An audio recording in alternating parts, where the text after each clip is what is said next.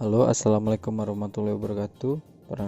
Perkenalkan, nama saya Muhammad Firdaus dari jurusan Teknik Mesin Unsri angkatan tahun 2019. Jadi pada kesempatan kali ini saya akan menjelaskan materi mengenai pertemuan 4 dan pertemuan kelima.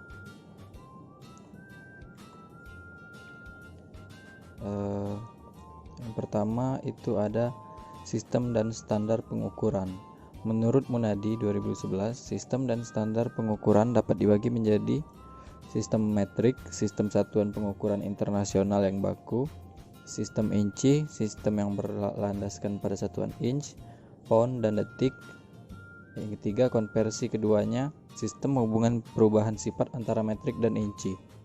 Tiga jenis konversi antara sistem metrik dan sistem inci ini ada matematika, chart, dan dial mesin.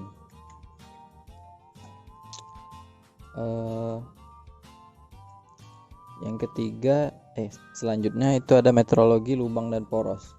Ilmu yang mempelajari tentang toleransi dan kualitas lubang dan poros. Karena adanya ketidaktelitian saat pembuatan, maka suatu alat tidak dapat dibuat seperti yang diharapkan. Agar persyaratan dapat dipenuhi, maka sebenarnya harus ada pada batasan ukuran yang diizinkan. Definisi istilah mengenai toleransi. Selanjutnya itu ada penulisan toleransi lubang poros. Toleransi dituliskan di gambar kerja dengan cara tertentu sesuai standar yang diikuti ASME atau ISO. Toleransi bisa dituliskan dengan beberapa cara, yakni ditulis menggunakan ukuran dasar dan penyimpangan yang diizinkan.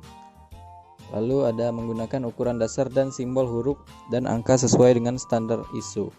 Misalnya 45H7, 45J7, 30H7, garis miring G6 atau G6. Pada penulisan toleransi ada dua hal yang harus ditetapkan, yaitu posisi daerah toleransi terhadap garis 0 ditetapkan sebagai suatu fungsi ukuran dasar. Selanjutnya ada toleransi harganya atau besarnya ditetapkan sebagai suatu fungsi ukuran dasar.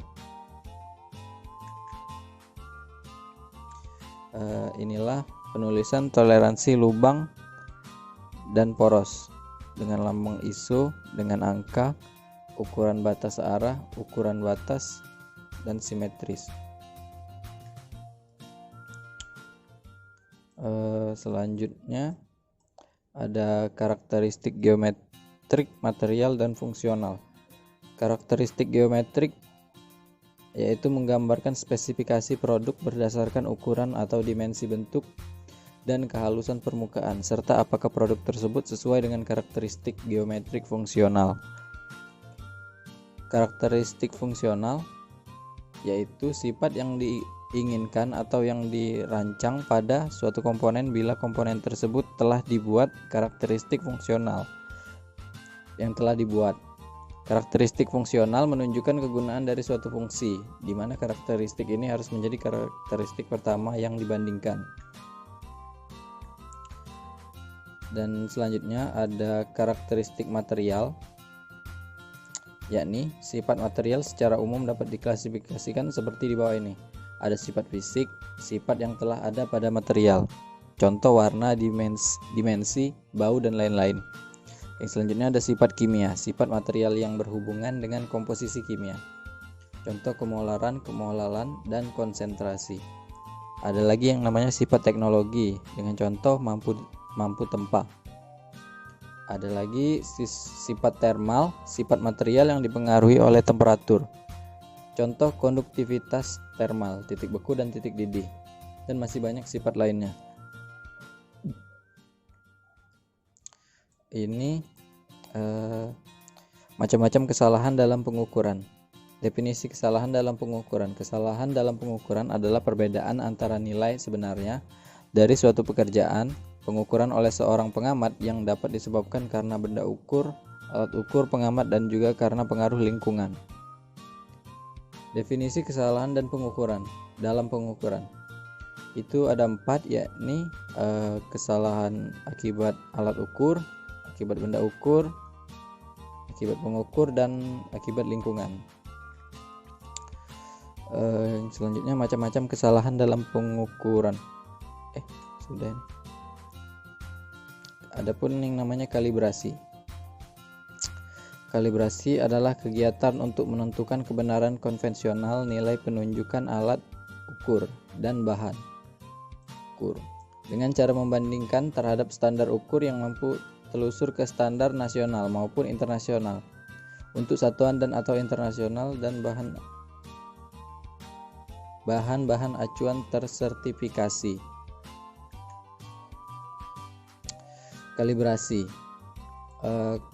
Tujuan dari mengkalibrasi yakni mencapai ketertelusuran pengukuran, menentukan deviasi atau penyimpangan, dan yang ketiga menjamin hasil-hasil pengukuran sesuai dengan standar nasional maupun internasional.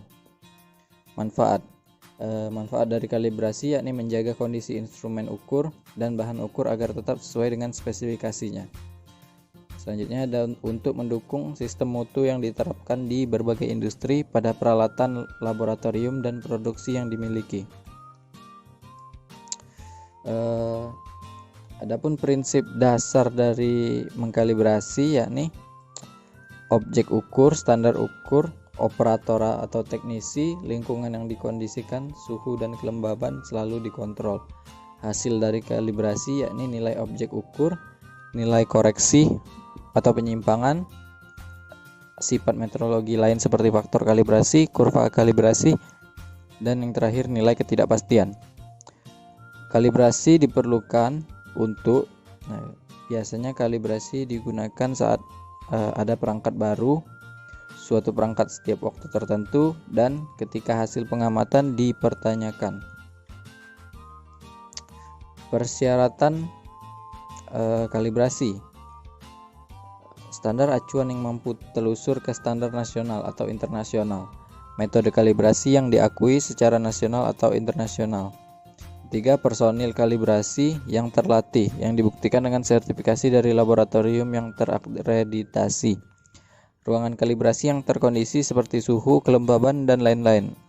Alat yang dikalibrasi dalam keadaan berfungsi baik atau tidak rusak. Dan yang terakhir, sistem manajemen kualitas memerlukan sistem pengukuran yang efektif. Itu saja penjelasan mengenai materi pertemuan 4 dan pertemuan ke-5. Maaf jika ada kesalahan. Terima kasih sebelumnya. Wassalamualaikum warahmatullahi wabarakatuh.